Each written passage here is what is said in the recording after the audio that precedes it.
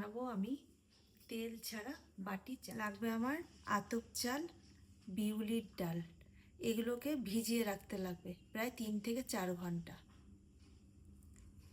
লাগবে আমার দই, তেঁতুলের কাঁধ, লবণ, টমেটো সস, ধনেপাতার চাটনি, কাঁচা লঙ্কা কুচি, সাজানোর জন্য লাগবে বেদানার, লাগবে লেবু, লাগবে আলু কুচি, আর লাগবে হচ্ছে বেকিং সোডা। বিউলির ডাল আর চাল ভিজিয়ে রাখা এই দুটো মিশিয়ে আমি একটা ব্যাটার তৈরি করে নিয়েছি। ব্যাটারের মধ্যে স্বাদ মতো লবণ মিশিয়ে নিলাম,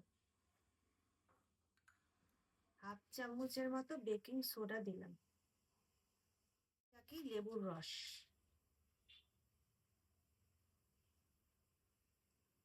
এই ডিজাইনের ইউটেন্সিল ব্যবহার করছি। এর মধ্যে তেল ব্রাশ করে নিলাম, চামচের সাহায্যে এগুলো ভরে দিতে হবে। গ্যাসটা জ্বালিয়ে একটা বাসনে জল বসিয়ে দিলাম, জল গরম হয়ে গেছে, ইউটেন্সিলটা বসিয়ে দিলাম। এবার ঢাকনা তুলে এগুলো তুলে নিচ্ছি।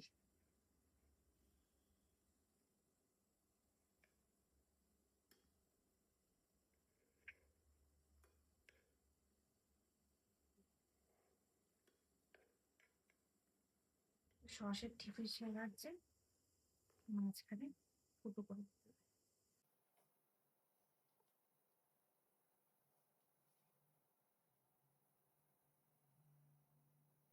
এবার বসিয়ে দেব। এবার অল্প করে আলু ভরে দিলাম,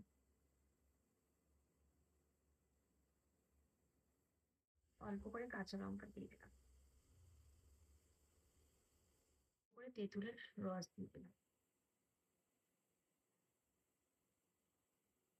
অল্প করে দিয়ে দেবো টমেটো সস,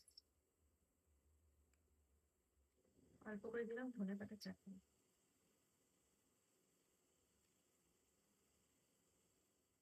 দই দিচ্ছি অল্প করে,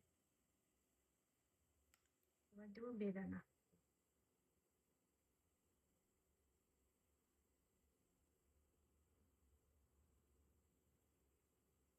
এবার একটু সাজিয়ে দিচ্ছি।